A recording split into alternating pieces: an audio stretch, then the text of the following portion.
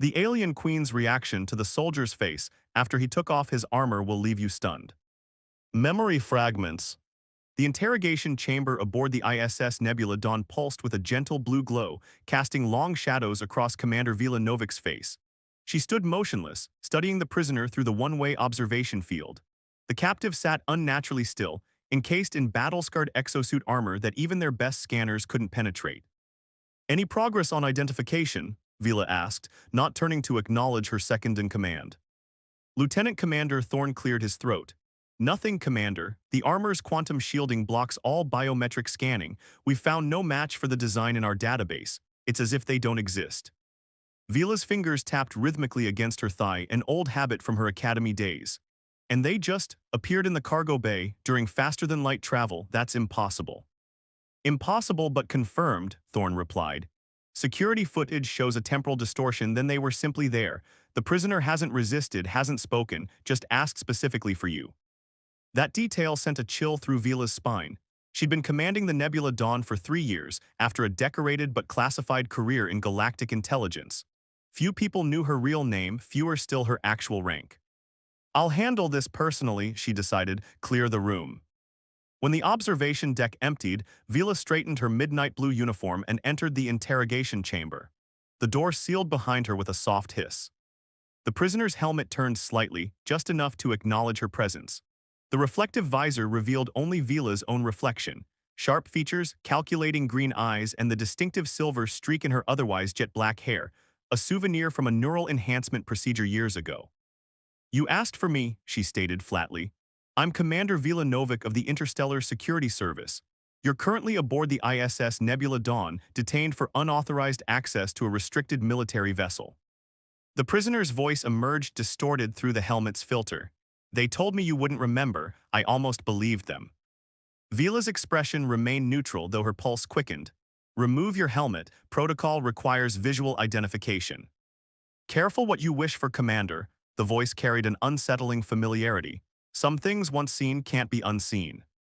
"I don't have time for theatrics." The prisoner raised gloved hands slowly, reaching for the helmet seals. 3 years, 4 months, and 16 days since Proxima Centauri, since the battle that officially never happened. Vila froze. Proxima Centauri was classified beyond top secret. A temporal anomaly had been detected there, leading to an engagement that had been purged from all records. She'd led that mission. The details remained fuzzy. Parts of her memory had been officially sanitized for security reasons. Standard procedure for temporal encounters. The helmet release hissed, breaking her concentration. "Stop," she commanded, but it was too late.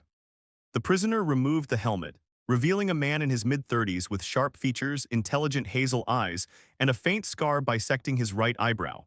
His expression held a mixture of apprehension and hope. Vila's world tilted sideways.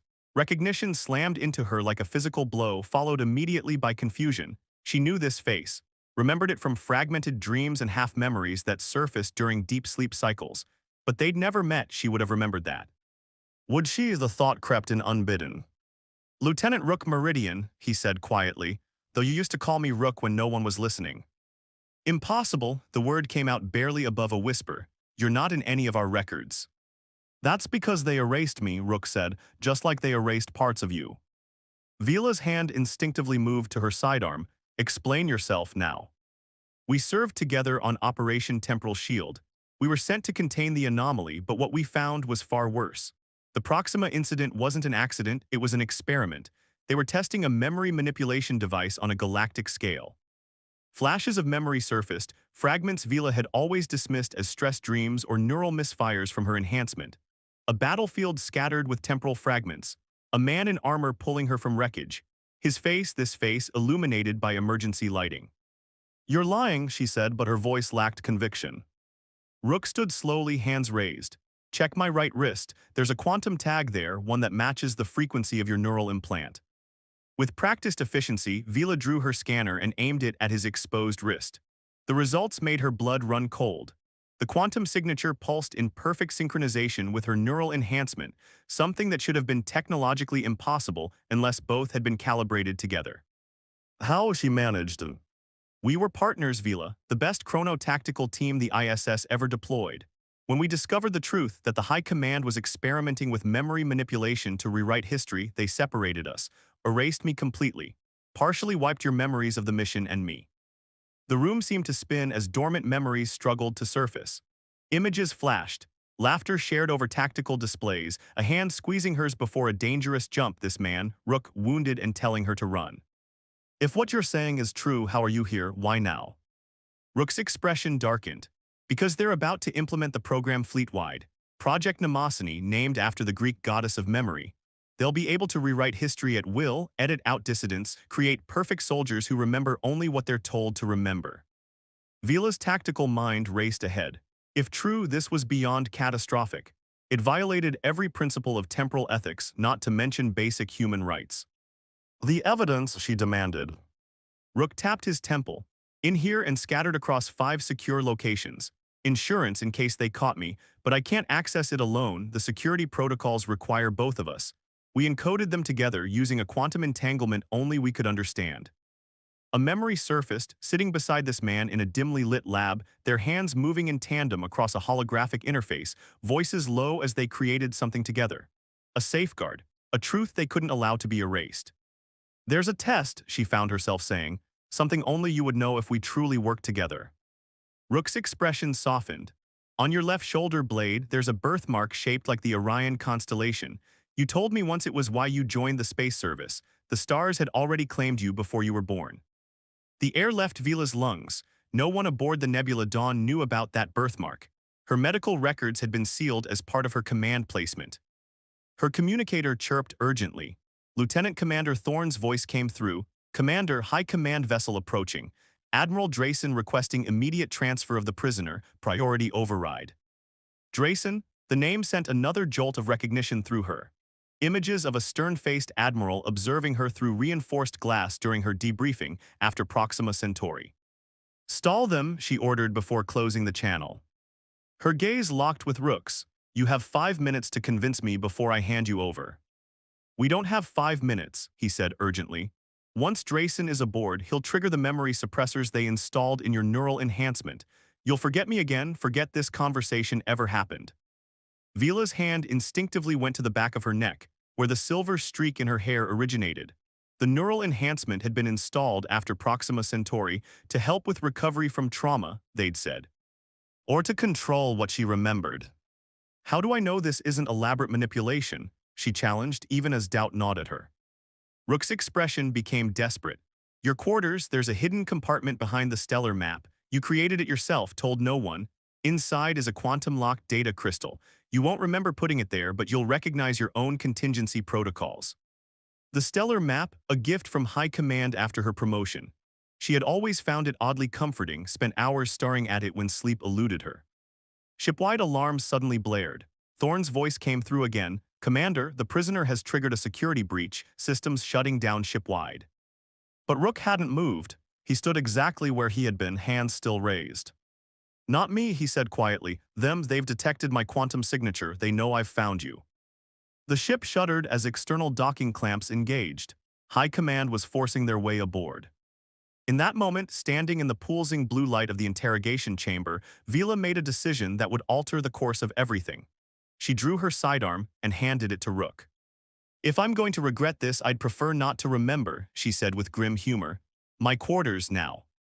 As they slipped through the service corridors of the Nebula Dawn, alarms blaring around them, more fragments of memory began returning, like puzzle pieces finally finding their places.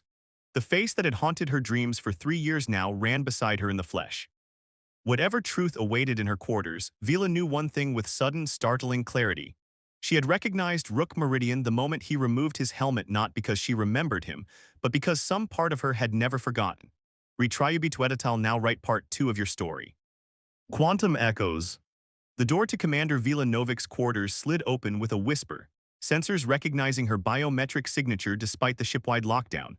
Rook followed close behind, his borrowed sidearm trained on the corridor as the door sealed shut.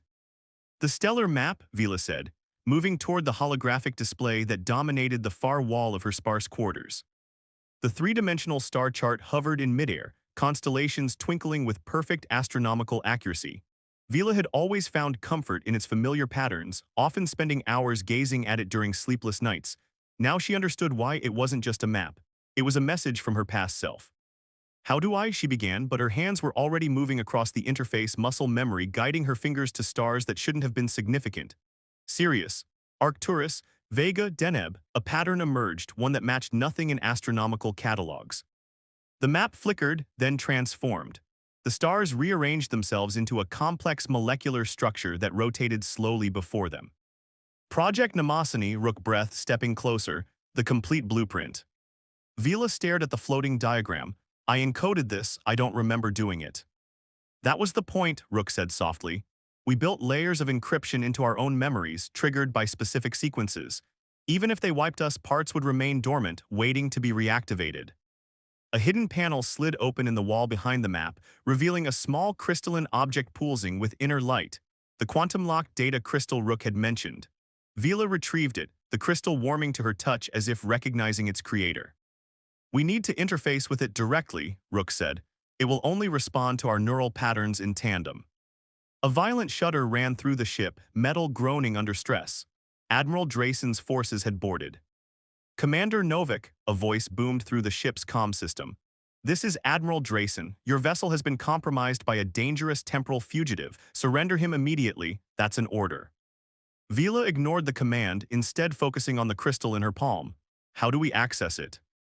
Rook stepped closer, his fingers brushing against hers as he guided the crystal toward the neural enhancement at the base of her skull.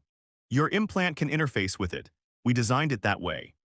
The moment the crystal touched her neural port, Vila gasped. Information flooded her consciousness, not as data or images but as restored memories, crisp and vivid. A secret laboratory beneath Proxima Centauri Station.